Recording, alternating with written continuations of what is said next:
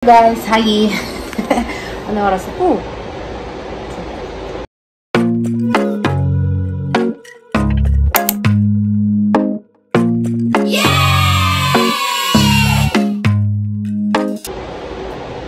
Oh, mag-aalis stress na pala. Mag-aalis na so far.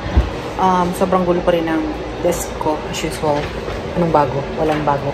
But anyway, nakita niyo yung space niyan, guys. Finri ko yung space niyan kasi meron akong gustong gawin. Meron akong binili sa Shein na gusto kong i-arrange kasama kayo. May ginawa muna ako. And then, nakalimutan ko na kayo. So, ito siya. Nabili ko ito sa Shein. Gusto ko siya kasi gusto kong gaya ngayon, ang daming papel na nakakalat. And, gusto kong maging magulo. Gusto kong maging magulo. Gusto kong maging maayos siya. So, gusto ko to guys kasi expandable. Ito yung mga doktor na dumating yung serology report. Gusto ko silang pagawa ng medical report para ilalagay ko sa file nila. Yun ang nagpapabisi sa akin ngayon guys, yung completion ng file ng mga staff. Biruin mo, kailangan kong gumawa ng bagong 150 na file at mag-arrange ng 100 plus din na old file. Very good. Kasi nilalagay ko lang siya sa gilid-gilid guys, tapos mamaya-maya hindi ko na maalala kung saan ko nilagay kasi magpatong-patong na siya. So better na iset natin ito, right?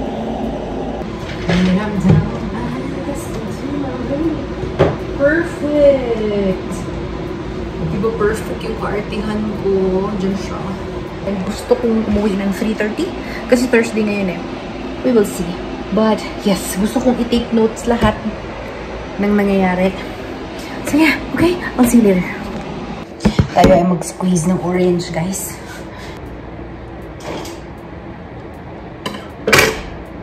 Orange is the night when not living. Grabe yung init ngayon, guys. Ano? Init na nananakit. Init na masakit. Ang init dito sa Saudi ngayon. Kakaiba. Talentadong Pinoy ang init niya. Fresh orange. This past few weeks, siguro 2 weeks straight na hindi ko iniinom yung orange ko. Binibigay ko lang diretso. Kasi tinatamad ako mag-squeeze. Ngayon, medyo hindi ako tinatamad kaya mag-squeeze tayo dahil hindi tayo tinatamad. Okay. Diba sabi ko dun sa last vlog ko, walang effect yung pag-ganun-ganun niya ito. Effective siya. Well, hindi masyadong ganun ka-effective, pero may purpose pala yung ano niya, knob. Ano sabi ko, knob? Sabi ko, knob. So, kailangan mo lang pala siya i-press muna. Tapos, sak mo siya i-ikot. Ayan, ginudge ko siya.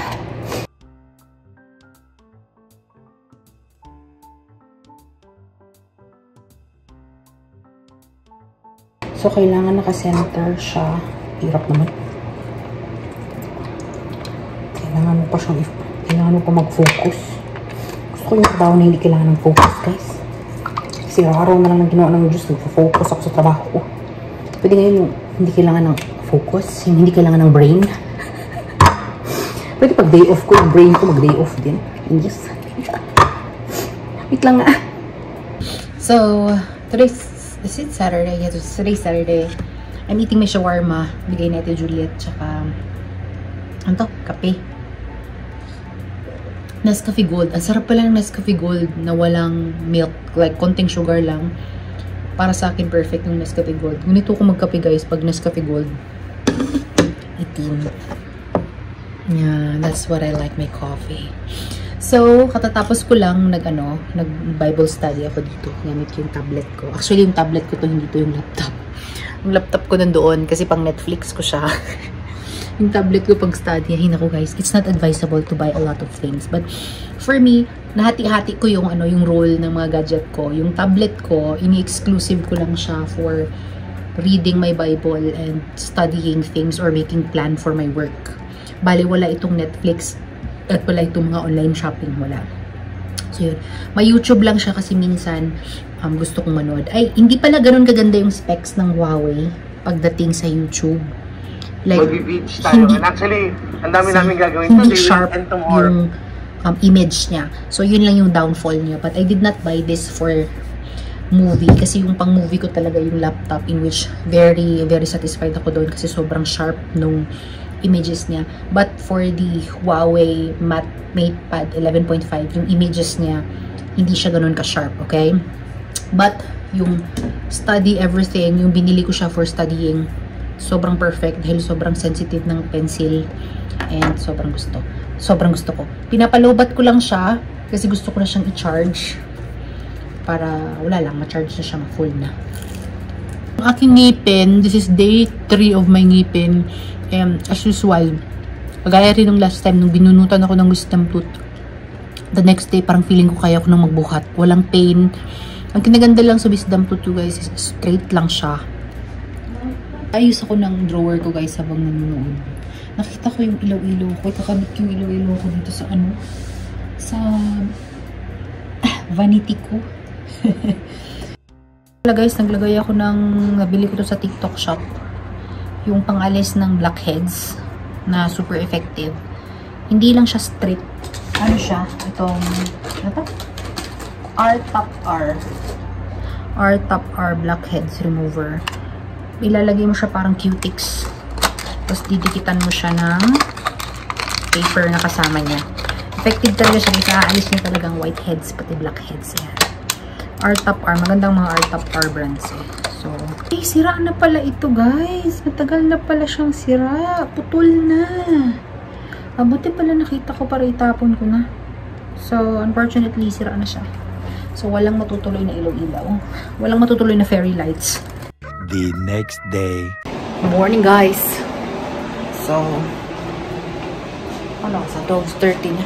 Magla-lunch tayo. Dito ako kakain sa table ng doktor ko sa loob. Actually, kahapon, umuwi ako sa bahay. Doon ako kumain. Pero tinatawad ako umuwi. Ang init kasi guys. Alam mo yung lalabas ka mainit, tapos pagpasok mo malamig. Napaka-prone for sakit. So, ang baon ko today is sabaw with longganisa actually. Ngayon lang ako nakakabaon ng ganito guys. Kasi pag nandito yung isa kong kasama, tsaka isa kong kasama pati yung manggagamot ko. Siyempre hindi ako makakakain kasi alam niyo naman ang ulam, maaamoy.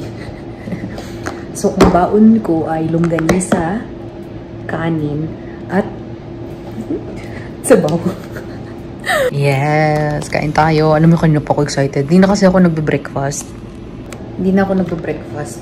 Paggising ko, ano na lang, wala, diretso na ligo. Ayoko na kumain sa umaga. Noon, nung nagtatrabaho ako sa ER, kailangan ko talaga mag-breakfast guys kasi pagod na pagod talaga ang katawang lupa ko. Ngayon, okay lang yan. Kahit hindi makakain, hindi ka makukulaps dito kasi nakaupo lang naman din ako. Although gumagana yung utak ko, pero kaya siya ng kape-kape, kaya siya ng candy-candy, pero sa ER, kung wala ka talagang kain, makukulaps ka talaga din guys. Anyway, kain tayo. Hello guys! So, umuwi na ako. Actually, yung oras pa lang 3, mag-4 pa lang, umuwi na ako. Kasi, meron akong na-receive na email kanina regarding, anong tawag dyan? Regarding na meron daw akong dapat, like, attendan ng mga lecture and then mag-exam ka para makakuha ka ng certificate. As an infection control coordinator, kailangan may mga ganitong certificate ka daw, blah, blah, blah, blah. And all that wonderful things. So, since work-related naman to, ayoko dun makinig. Gusto ko dito makinig sa tablet ko. Kasi, gusto kong gamitin yung notes ko. Habang nakikinig ako, dito na rin ako mag-take down notes. Kaya gusto ko siya kasi ang gagawin ko guys is ganito. Ilalagay ko ng maliit yung aking YouTube. Tapos bubuksan ko yung aking notes. Where's my notes? Yes. And then, gagawin ko siyang double. So, sa taas, makikinig ako ng YouTube lecture. And sa baba, ako ay magno-notes. That's why. Or siguro, gamitin ko yung yung parang paganyan. Parang gusto ko ganyan. Kasi mas malaki yung space ng ko. Pag magsusulat. So, yun lang. Since work-related naman siya, umuwi na ako para nakahiga lang ako habang nakikinig ako. So yun guys, so far ang aking tablet ay sobrang gusto ko kasi talagang yun nga, it is doing its purpose in my life in which for my work. So I'm happy for that. And yung aking, alam niyo ba guys, yung laptop ko, it's doing its purpose din kasi as of this moment, Hajj kasi ngayon. So kailangan ko magpasa ng census at 12 midnight. So 2 weeks akong gigising ng 11:45 AM para gumawa lang ng census.